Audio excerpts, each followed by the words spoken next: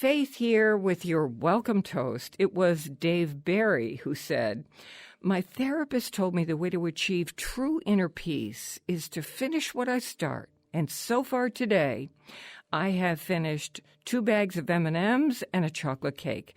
I feel better already." I got that sunshine in my pocket, got that good soul in my feet. I feel that hot blood in my body when it drops. It's great to have you joining the party on the Faith Middleton Food Schmooze, inviting you to eat, drink, and be merry with us. What a show we have, actually. We're going to talk about this stuff going around about kale that is so interesting. How do you make it soft? Why should you? We're going to get into that. There is a wild thing happening in Paris where people are setting up beehives on all the great classic structures all over Paris and making honey that way. So we're going to get into that. Alex Province is in the Southwest. He's in Phoenix, and he's going to talk to us about what to do with cauliflower on the grill or roasting it in your oven. He's got this incredible recipe. It's kind of a Mexican treatment. And then we're going to talk with the author of Pretty Simple Cooking. So anybody who feels like I can't do anything crazy, but I want real food, this is for you. We're in our culinary studio at the Big G, Gateway Community College. We have the use of 5 professional kitchens they use in their culinary education programs. I'm with my food buddies, Chris Prosperi of Metro Beast Restaurant in Simsbury, Connecticut, senior producer Robin Doyen-Aiken, Alex Province joining us from our sister station, Public Radio, KJZZ. Hey, everybody. Hey, Faith. Hey, Faith. To have you on the show. Should we start with the bees? Isn't this crazy? That's a great story. No. So this was in the New York Nice, Times. Alex. I want to give them full credit. Honestly, from the Luxembourg Gardens all the way to Notre Dame Cathedral and everything in between, the great places have set up, with the permission, obviously, of the Parisian government, all these hives, and there are beekeepers and classes. The Luxembourg Gardens has set up these fully subscribed to classes on how to do bees. The Times says that there are 200 people graduating every year. They just keep teaching and making honey, and it's so thrilling. Can you imagine going to Paris and going to one of the great places and saying, "And I brought you back a jar of honey from there." This is a living piece of Paris. That's so cool. I think it's the most amazing More thing. cities should copy it because it's a great idea. I'd love to taste the honey, right? Yeah, me too. Real Parisian honey. And it all has to do with the flowers that these bees feed on. That are all over Paris, right? Well, I don't know. When you're on a rooftop, where do they go first? And then finally they come to a hive. So it's kind of fascinating.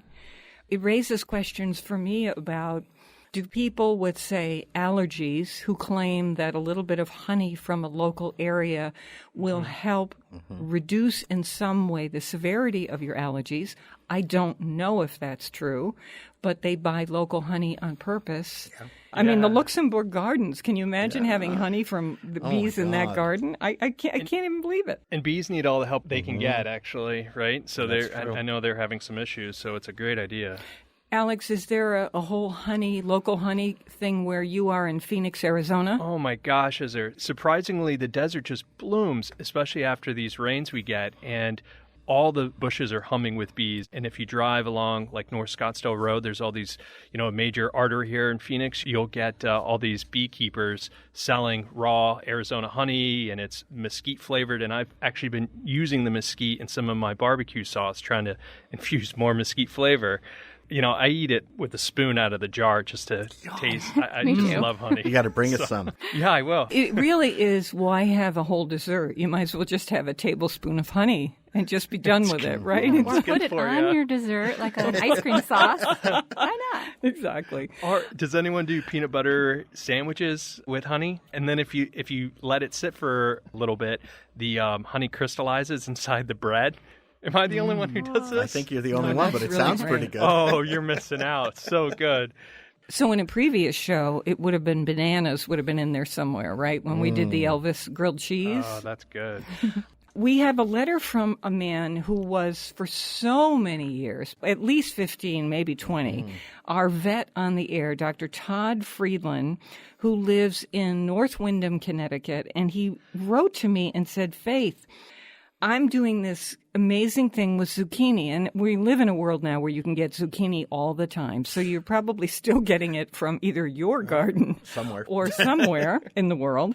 Here's what he does. Chris, help me with this. He slices the zucchini. He uses smaller ones, about 6 inches or so, and washes them. And then he slices them from the end that doesn't have the stem all the way to the stem end. But he doesn't go through.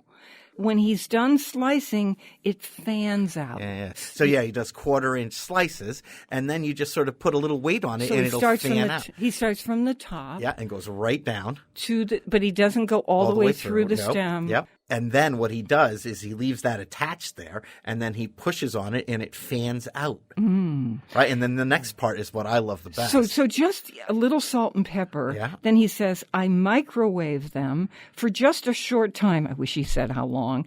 Just to start them cooking. Yeah, and what are you soften them. guessing? What do you, 30 maybe seconds, 30 a minute? Because, no, not 30? even a minute, 30 seconds. But you just want to soften them so they become a little more pliable, because if you don't, they'll break. Okay. Right? He said, then I make my homemade cornbread stuffing, which you could do at home, or a stuffing mix. It doesn't matter. And then I fan out the zucchini and I cover them with a stuffing mix. He puts them in either a glass roasting dish or whatever you have into a 350 oven until that top becomes crusty. And then when it's on the plate, he's, takes a spatula, puts it on the plate, a drizzle of butter or olive oil or maybe all. And he says, it's amazing. Yeah. It's like stuffed squash that you don't have to scoop out. We don't and do make the boats. And I mean, that gets messy and a lot of work. This is just boom, put it in the microwave, soften it a little bit, put your stuffing on it and bake it. The stuffing probably changes the texture for people who don't like zucchini because it's too mushy. Like, I think it gives it a little more, it's a little more toothsome, right? Yep. A little more crunchy. drier. So crunchy. the difference is that if you're making zucchini boats, you pull out that seedy center. Yeah, you sort of pull it with a spoon, right? Dig it out. So that it's less moist, and some people don't like the wet texture of that seedy stuff in zucchini. They just think this is boring. So I wonder about this. If the seeds are still in there, I guess none of it matters because you're in it for the crust. Oh, yeah. It's a vessel to eat stuffing. Totally. It has nothing to do with the zucchini anymore. It's so because who's going to just because if you could get away with just baking some stuffing and eating it, you would. But you need something a little healthy and a little more fancy to go with it. So you do the zucchini thing, but it's all about the stuff. Well, we're talking vegetable talk now, and I was challenging Alex to try something because he had some leftover corn and was doing a kind of Mexican street corn thing again. And I said, Alex, we pretty much don't have corn at this point. Aww. Is there a way that you could do that kind of Mexican street corn approach to another vegetable that's in season? And Alex chose cauliflower. It's so easy. So this sauce, essentially, that makes Mexican corn is just 1 part mayonnaise to Mexican crema, which is that Mexican sour cream, right? And you add this cheese called cotija cheese. It's almost like feta or Parmesan. Mix these together, and you have this white sauce that you can pretty much smear on any vegetable. But we took cauliflower, pulled the leaves off, rinsed it, and then cut it lengthwise from the top to the core. So you cut it in half. In half. Careful to cut it through the core so the florets don't break apart. And then we took each half and we cut it again. So now you just had 4 big chunky quarters. Brought that to the grill and we slowly roasted it over medium heat just until it started to look soft and appetizing and, gorgeously roasted. Did it cook all the way through? So we roasted it for maybe 20 minutes, right? Mm-hmm. Just until it's cooked through and it's nice and charred. When my wine was done, it was perfect. Okay, go ahead. So then we take this sauce and essentially just want to lightly coat it, and I cooked it again for another minute or so on the grill. Just to do until what? What did that do? It just warms up the sauce, Faith, and makes does it give it a little brown thing on the outside? Oh. Yeah, a little color. Wow. And then I just sprinkled more crumbled cotija cheese, finely chopped cilantro on top, if you like cilantro. And then, Chris, we use the tahini. I know not everyone can get it, but if you can, tahini is that stuff Chris loves. It comes in a little container. It's lime zest, right? And salt. Yep. You could just use lime zest. Yeah, a little lime zest and salt. Yep. Or squeeze it, just fresh lime. Yeah, sure. So let me ask you how to make this if you don't have. In my supermarket, I have that Mexican crema in the international aisle. But if you don't have that, what could you use? I use sour cream. I mean, I have a friend that uses sour cream that they put in a little strainer and let it dry a little bit, like a very fine mesh strainer so it gets thicker. But I don't bother. I just use regular sour cream. Okay, I think it's close enough. Could you even use yogurt? Yogurt's a little thinner, but yeah, if you had a thick Greek yogurt, maybe drain it a little. Drain it a little more, just like that. Just add a little maybe lemon juice or lime juice to it because it has a little zip. If you use yogurt, you wouldn't have to. And then instead of the cotija cheese, which is crumbly and delicious, Faith, I know you love feta, so that would perfectly work. I totally use feta because it's. Zingy. I was going to use Parmigiano Reggiano. Yeah, sure, but the cool thing about feta is it has that little zing to it. When you think about it, you could use in a very interesting combination of things. My mind was racing. This isn't about improving on a recipe. It's like, I like cauliflower and anchovies. So what happens if instead of mayonnaise, I used olive oil and melt the anchovies and maybe get some capers and do just what Alex did with either cutting steaks or the quarters and on the grill, brush it with all my stuff. And then when it's completely done, dump the rest of the sauce on top of the cauliflower steaks. And I don't know, maybe a grating of Parmigiano Reggiano or something like that. As you're listening, this is how recipes happen. Pick your stuff that you love. I think Alex did a great job on this one, though. I would do a little sriracha in the mayonnaise, too, right? Do the same sauce, like the sour cream and then just give it a good squeeze of sriracha, that spicy Thai hot sauce. Fun. Ooh, that's good. Okay. We did add a little ancho chili powder, or you can add milder chili powder. Add a little heat to or it. Spanish paprika, just to give a little red color. Or any paprika, right? Yeah, I mean, I'm biased. Okay. I'm actually cut off from using Spanish paprika at home because Matt's like, you can't turn everything into Spanish. So I'm in a timeout. How come the sushi has red in it? Why do the parking lot cookies have red in them? Okay. Also wanted to say, although this is going from vegetables to fruit, I'm going to come back to vegetables later because there's a whole kind of kale controversy. Don't forget that you're just starting to see the apples in all these places and all these kinds, and they're bringing back all these heirloom apples. Don't forget that you can coat an apple. You can slice an apple right across, then just cut out the core and so that it looks like a donut, and you can brush it with stuff and grill it on the grill. Cinnamon and sugar. a little, scoop of ice cream on top of that. Maybe you want to do a whole little stack of them. And really good. You can do a lot of stuff with apples on the grill. Oh, yeah. And the Honeycrisp apples are especially big. I know they're expensive, but if you were going to be serving this as a dessert, it might be worth the splurge to get the Honeycrisp and then, honey. Yeah. Yeah. Drizzle some established honey that we love Parisian honey.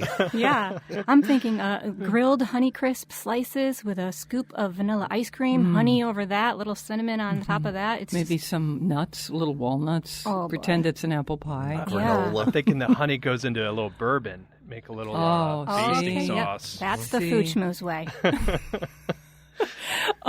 Plus, the New York Times said the delicious apple, which used to be the most popular type of apple in the world, has been upstaged by these underlings. So the Honeycrisp, the Gala, and all the others that are even entering the heirloom territory. We're not even into heirloom kinds yet.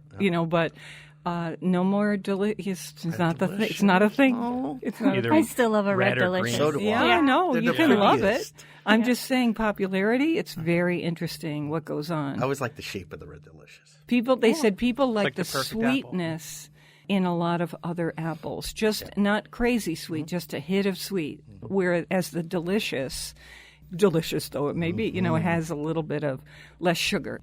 Coming up, we want to talk about how to make kale soft so that it's even more delicious than it is. People are using every technique imaginable. We're going to get to that. And later, we have pretty simple cooking, the cookbook.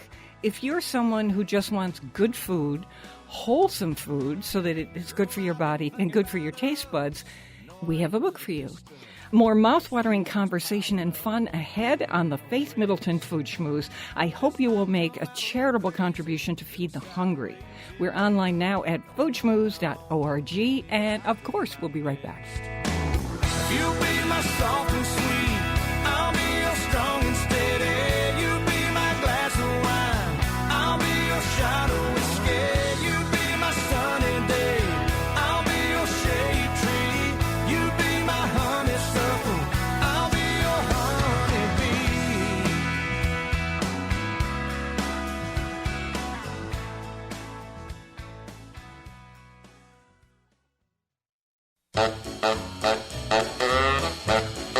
Beans and cornbread, beans and cornbread, beans and cornbread. Beans and cornbread had a fight. Beans knocked cornbread out of sight. Cornbread said, now that's all right. Meet me on the corner tomorrow night. I'll be ready. I'll be ready tomorrow night. I'll be ready. I'll be ready tomorrow night. I'll be ready. I'll be ready tomorrow night. That's what Beans said to cornbread. I'm Faith Middleton. You can sign up for our free podcast, copy of the show, that arrives in your inbox every single week, and you have a little archive library there. You can go back to it if you want. Go to our website one time, foodschmooze.org. I hope you want to go a lot of times because all of us are spending a lot of time putting stuff there. But just to sign up for the podcast one time and you enter some basic data and you're off and running.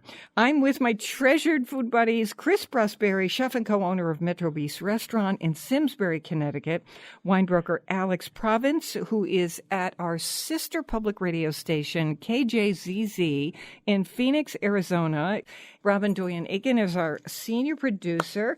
You're going to think, oh, really? Here's the point where I shut off the radio because they're going to talk about kale. But it's a very popular thing. There is, believe it or not, a kind of controversy about kale.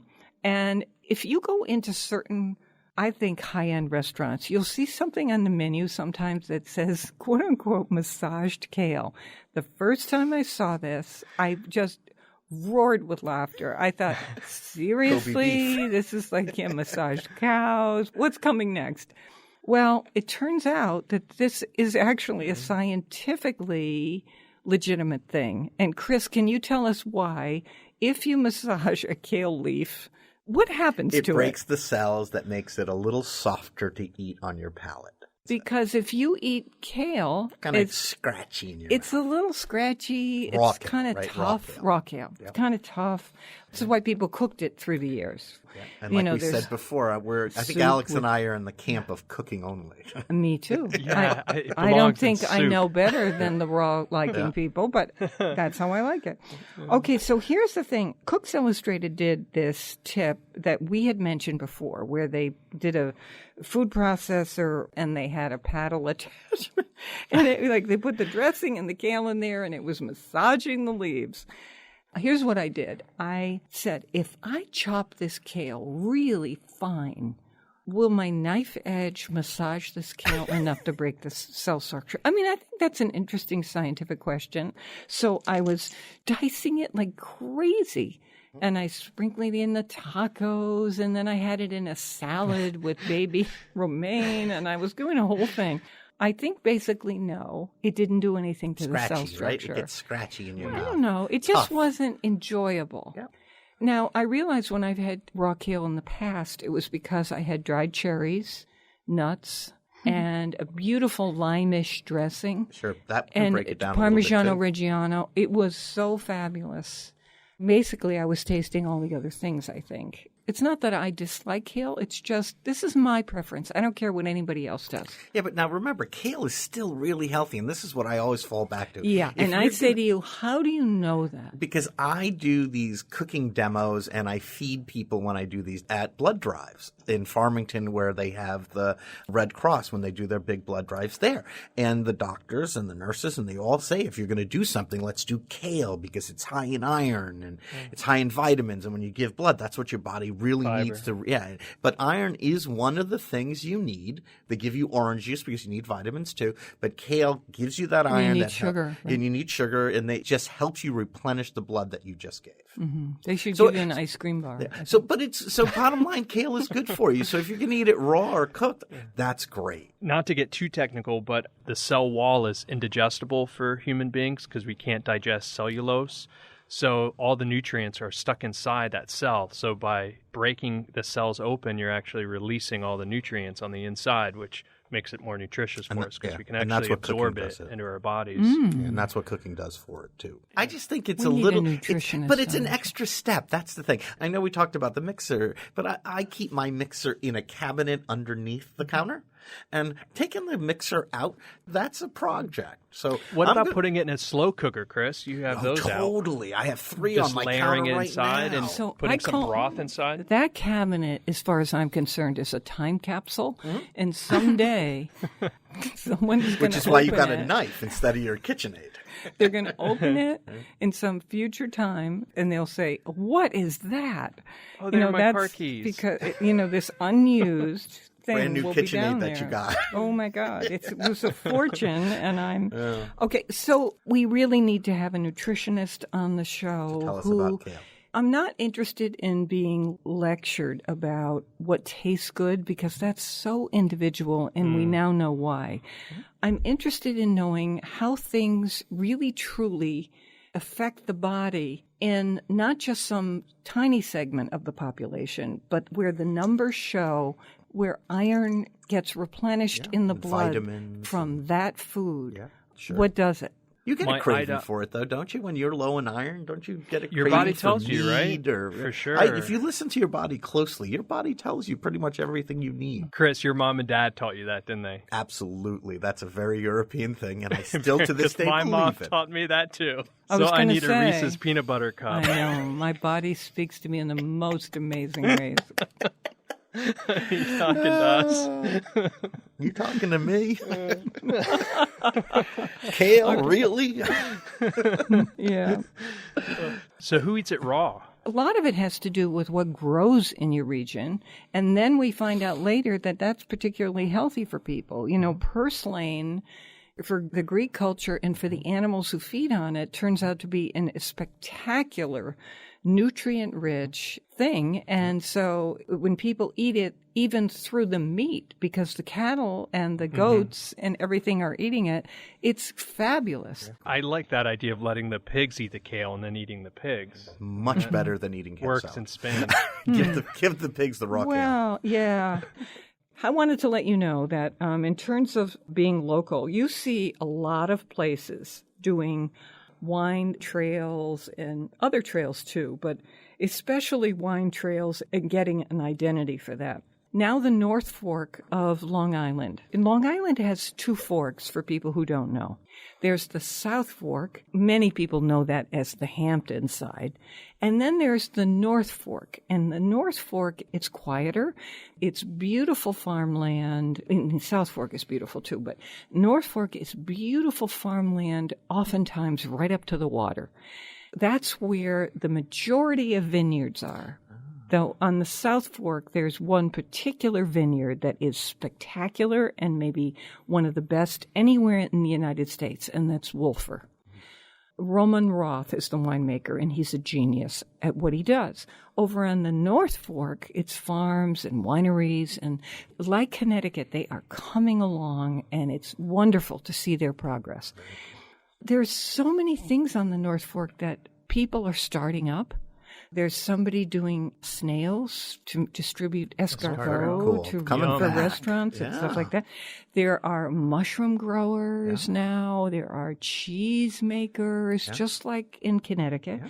And now they have started, people have come together in the North Fork, and it's called North Fork Authentic. Wow. And this is a homegrown, unified regional brand of North Fork, Long Island. These are the growers, harvesters, producers, and makers, and they care about protecting the waterways and land and the watershed and all that stuff. So if you go to northforkauthentic.com, you will see all the products. And it includes oysters, and many people travel from Connecticut over there, and over there travels over here because you just want to do a getaway. Both places really spectacular. I love the traffic back and forth.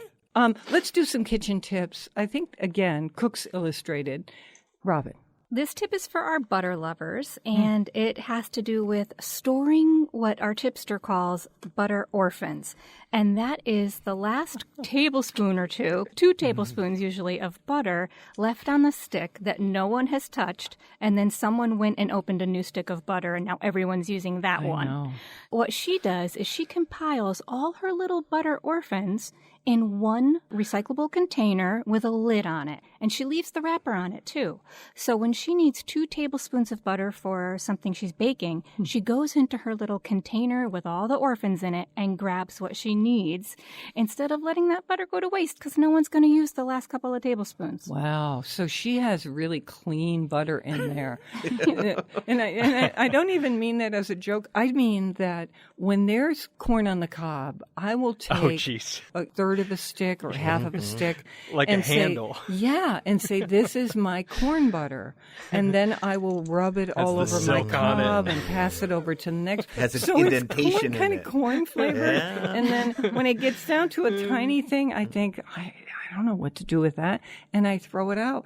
I think it's probably not okay to put it in her little ice cream container, right? Because it's flavored with corn. Mine has the bagel crust on it. The little breadcrumbs. That's why no one went for that last bit of butter. But, just take it off and put it in your recipe. Who cares? Whatever the debris is, just use it. Debris. Like food memories. We should sell debris butter. I think we could make a fortune. And also, one of the reasons she does this is because she's keeping that butter away from all the fridge smells that might get in there since that butter's been around for a while. Yeah.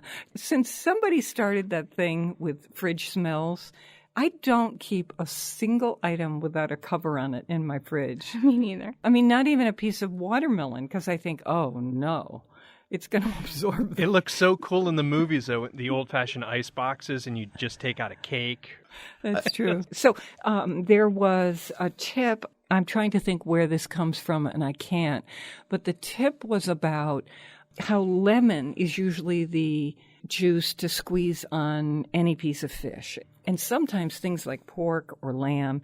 And this tip was about squeezing orange juice, fresh orange, on a piece of fish. Ooh. Because it somehow makes it more floral and beautiful, even more than lemon.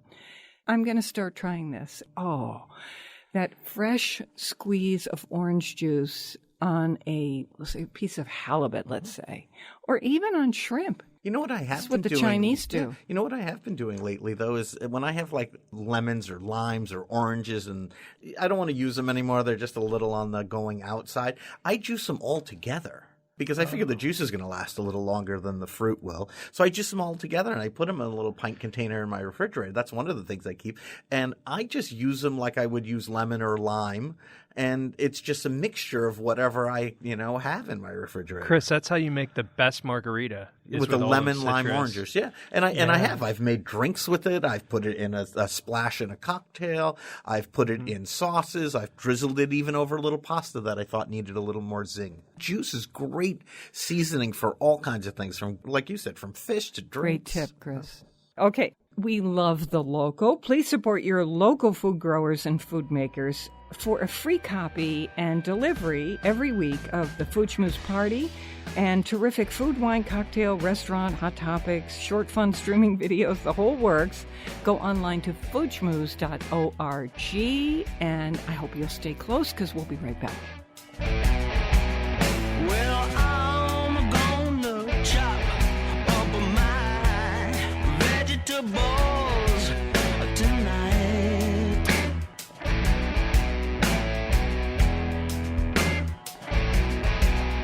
And I'm gonna cook dinner, yeah, a real fine dinner tonight.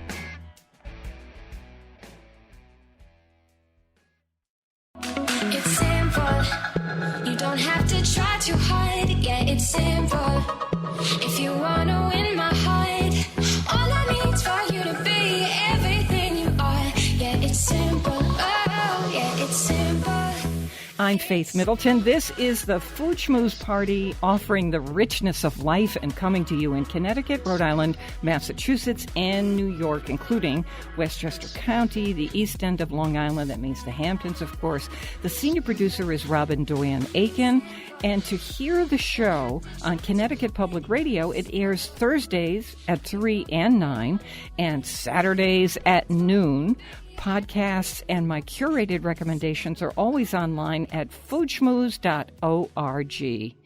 Well, a few pages into this cookbook, I found a quote from the late writer Wendell Berry, and he said, "Our kitchens and other eating places more and more resemble filling stations. We hurry through our meals to go to work and hurry through our work in order to recreate ourselves in the evenings and on weekends and vacations." That's pretty good, right? And I see why it fits this cookbook by our guest, Sonja Overhiser.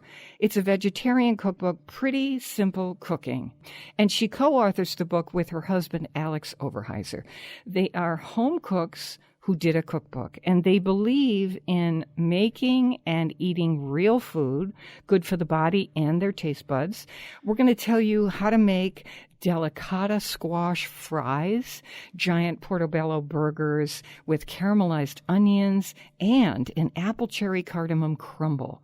These recipes and information about this cookbook are posted at our easy-to-find site, foodschmooze.org. Sonja Overhiser, you start out by telling readers, I love this phrase, face your fear. Right. When I started cooking, I had absolutely no background in food at all. I had been eating fast and processed foods and didn't really leave any time for cooking in my life. So when I started adventuring in the kitchen, I had a lot of failures because I didn't have a lot of background or cook know-how. And one of my early inspirations was Julia Child. I read her cookbook, and she was so encouraging and said, you know what, you're going to fail in the kitchen, and that's okay. Just try again tomorrow. And so that kind of became my husband Alex and my mantra about getting in the kitchen is, you know what, there might be a failure, but that's okay. We can learn from the trial and error, and tomorrow we will try again. About this idea of failure, I experience this all the time when I'm trying something new or making up something. I can't tell you how I beat myself up. Yeah, see, we don't even use the term failure in my kitchen. We say it's just learning. You learn more from making a mistake than you do when you make something and it comes out perfectly. You're so excited, I am still to this day, that you don't really focus on what you did and how you did it. But boy, if something goes wrong, you focus on it. And so we use it as more, it's a learning experience, not a failure. Can you imagine somebody like Chris failing in the beginning? I couldn't make soup when I first started cooking. Now I don't even think about it. It's such an easy task. You just got to do it. And if you make a mistake, 9 times out of 10, it's still edible. So you eat it and you move on. Sometimes a cookbook is a teacher. That's a good thing to keep in mind. Isn't that why we go to them? I mean, I read them. I don't even sometimes cook from some of them. I just read them like fine literature. So, Sonja Overhiser, Pretty Simple Cooking is your book, and let's get right to the food because I've been waxing poetic here as we go along. Everybody loves fries. So this is Delicata squash fries. Delicata squash is so delicious. It's a squash so many people overlook. I'm telling you, it's almost in every market, and it certainly is at every farm stand. Delicata is one of our very favorite squashes, and we love that it cooks so quickly, and you don't have to peel it. You know how when you get a butternut, you spend 15 minutes trying to peel it to get it in the oven. Well, with the Delicata squash, it's so easy to prepare. And the shape of it actually is basically made for fries because it's kind of a long, thin shape, almost like a summer squash or a zucchini. You can just cut it right in half, hollow it out, scoop out those seeds, and then cut it into thin slices, and they turn out as little half-moon shapes that are perfect for dipping like fries. And really, you're roasting them. Right. So we roast them in a very hot oven, and that's our favorite way to cook a lot of vegetables. On a baking sheet, right? Baking sheet? Exactly. We use a very hot oven at 450, mix those Delicata squash slices with some olive oil and kosher salt, and then throw them in the oven, and they get a little bit browned and crispy, and then you can use them to dip in our awesome sauce. The great thing about this recipe is these curlicues, these half moons that Sonja has sliced. I just love having vegetables as a fry. I think that is so fantastic. And Alex, this sauce is a little Mexican in feel, so you're going to be interested in this with your new Southwestern cooking. For this sauce, it is a creamy, delicious sauce. The base is sour cream, or you can use creme fraiche, which we actually have a recipe for DIY creme fraiche in this book. It's kind of like a science experiment. You barely have to do any work, but you sit out the ingredients on your counter, and it turns into creme fraiche. So you can use either that or sour cream, and then we mix it with Mexican hot sauce and some soy sauce, garlic powder, and dried dill. And it is just all-out delicious. Yeah, so you can use soy sauce or tamari for people who have gluten-free issues. I just am crazy about this recipe, and it's at our site right now, foodschmooze.org. The next recipe I want to talk about is a giant Portobello burger. Let me tell you that these are plant-based, it's just kind of like the new 2 words for vegetarian. I am frankly interested in plant-based stuff that makes me feel like nothing is missing. Chris made one of your recipes, Sonja, and I would never care that there was not meat in this recipe. It was so huge and fabulous and filled with everything imaginable. It was a burger that was so gigantic. Tell us what happened, and we Chris. didn't even talk about the fact that there was no meat in it, right? And I'm totally satisfied. I didn't miss any bacon or anything. And you know me, I love my bacon. Because portobello mushrooms are that meaty flavor. Chris is going to explain what he did to cook it, because Chris is both a chef and a home cook. And he does a column on home cooking for the Hartford Courant with Linda Juca. So he really tries to figure out, how do you do this simply as a home cook? Easy recipe. So it has a bunch of components. So one is caramelized onions. Very simple to do. You slice up an onion, get some olive oil really hot in a pan. You sprinkle the onions with salt, throw them in there, don't touch them, and let them get caramelized. Takes half an hour. It all depends on how hot your pan is. I've made them in 15 minutes, and I've made them in 25 minutes. So if your pan's really hot, it can go fast. If you haven't made them before, start off a little slower and let them cook a little longer.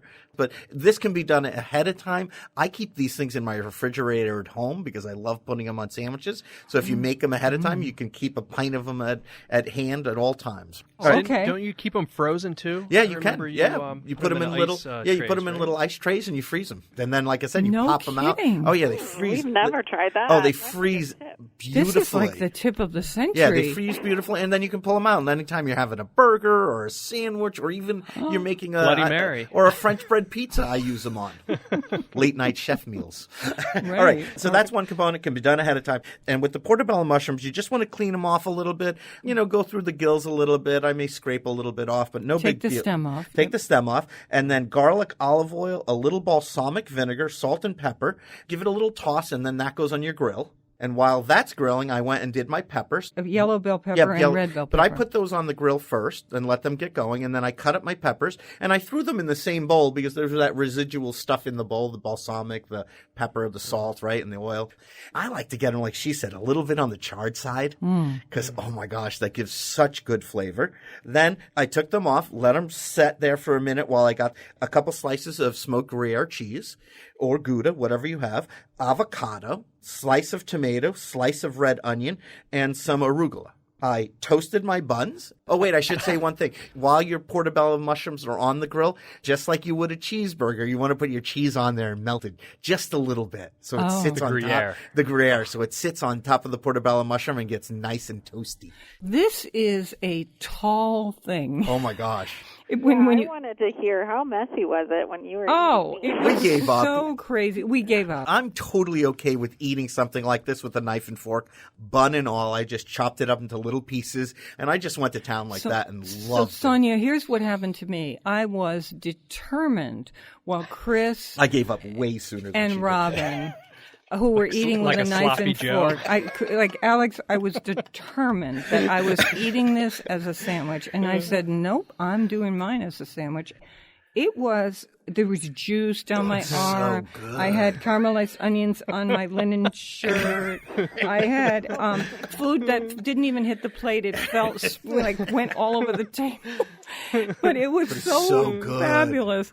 I swear you are not going to miss meat. And I am a meat freak. I love protein. So I just thought this was fantastic. Thank you, Sonja, so much.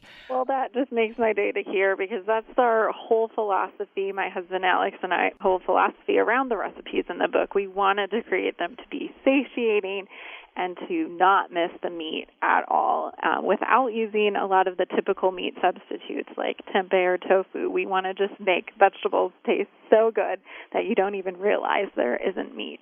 And this has so many other things in it that if you're someone who doesn't eat dairy, you could easily skip the cheese. And exactly. There's the everything. Avocado really adds some of that creaminess that you would have from the cheese. You could also, I've heard of a lot of vegans using hummus in place for cheese, so you could even spread hummus on your bun to bring in kind of that savory, garlicky flavor. Great idea. Does anyone know those yeast sprinkles that are supposed to taste like cheese? Does that work? Nutritional yeast. Yeah. Does that work? We're big fans of that. I wouldn't necessarily put it on this one because it's pretty powdery. We love using it on our popcorn. It's the best place that we really? do. Yeah, I gotta try that. A little bit of olive oil and some nutritional yeast. Yeah. So good. Okay. Tastes like cheesy popcorn. But yeah, we do use it in maybe sauces. Sometimes if you're creating like a creamy vegan cheese type of sauce, you could throw a bit of those nutritional yeast flakes in there. Sonja, before we get to the Apple Cherry Cardamom Crumble, which is a great thing for this time of year, can you tell me why you and your husband Alex started doing this? Have you been health-oriented and connect food to health? Some people eat food as fuel. Other people think a lot about the health component, but they require a certain deliciousness. And then there are the full-blown hedonists who just are going for it no matter what. So what's your story? Our background is that we mainly ate food for fuel for most of our lives. We met in college. Actually, we were college sweethearts, and we got married right out of college and bought a house and wanted to have people over for dinner. But at the time, I was eating a lot of frozen Hot Pockets, and we didn't have a repertoire of things we could actually serve to guests. And we picked up a Julia Child cookbook and just kind of fell in love with her personality and her just enthusiasm for cooking. And we started to just cook more and more. And then we picked up another book at the time by Mark Bittman called Food Matters. Yeah. A similar philosophy to Michael Pollan's, where it's just focusing on let's cook as much non-processed as possible and start to bring those veggies back into our diet and focus on just eating real food and eating a lot of vegetables. And so we said, let's go ahead and try it. We started with one meatless meal per week. And then we just found that we really enjoyed it. We loved the way we felt. And we didn't feel like anything was missing. Like you were saying earlier, we didn't feel like we were missing the meat. So to this day, we are not 100% vegetarian. We are flexitarian, so we do allow for some meat or fish in our diet, but mainly we eat just a whole lot of vegetables. We love the health component of it, but we also love the community aspect of getting in the kitchen with our friends and our family and gathering around the table and enjoying food together.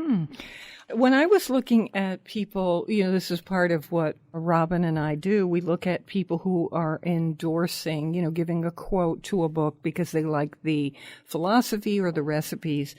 And I came upon Drew Ramsey, who is a doctor, and refers to himself as a nutritional psychiatrist.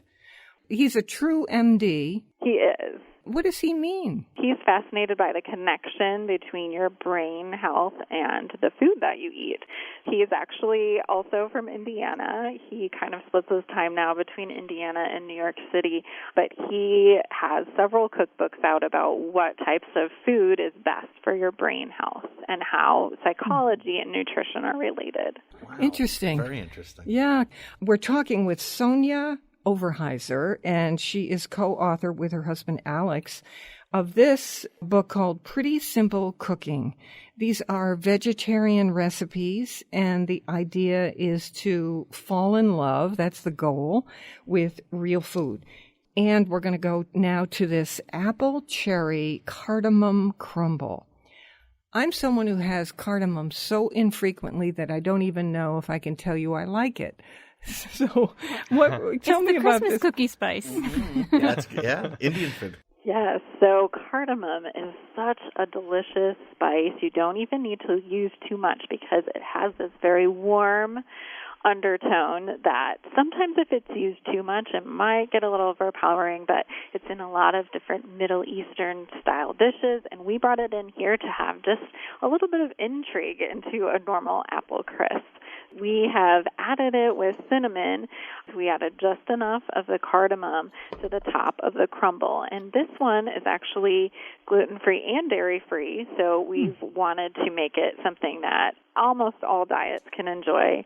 We used some coconut oil in the crumble on the top, and then we also used, instead of just a normal all-purpose flour, we used oat flour, which you can actually grind yourself in a food processor or blender. Just throw in your oats, and you grind them into a flour. Very cool. Isn't that really? I'm so fascinated with this way of eating. And here we are starting to aim toward, I'm sorry for saying it, toward winter.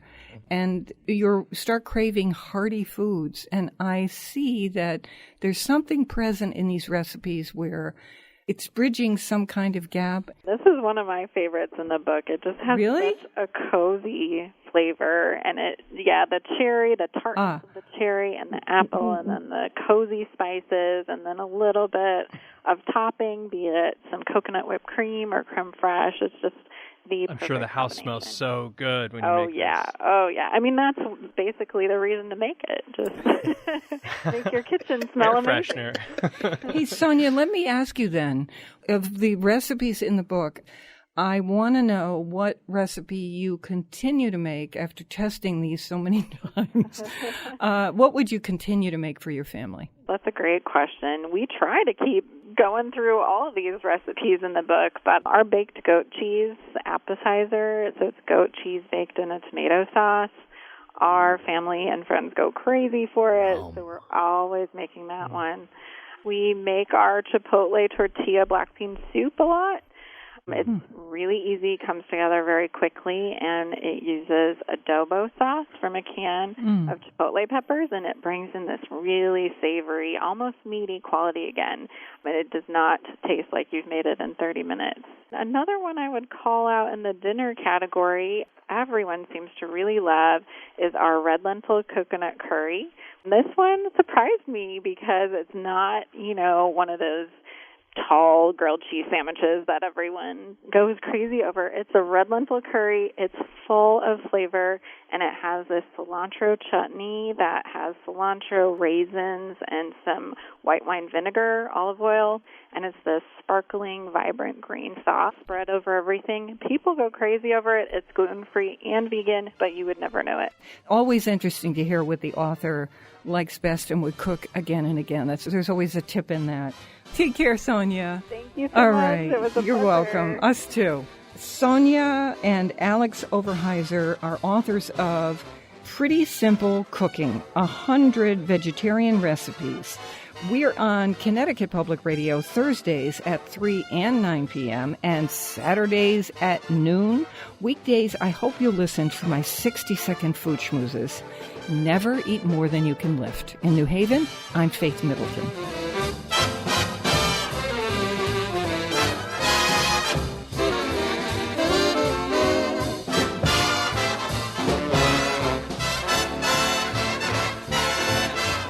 Everybody eats when they come to mind.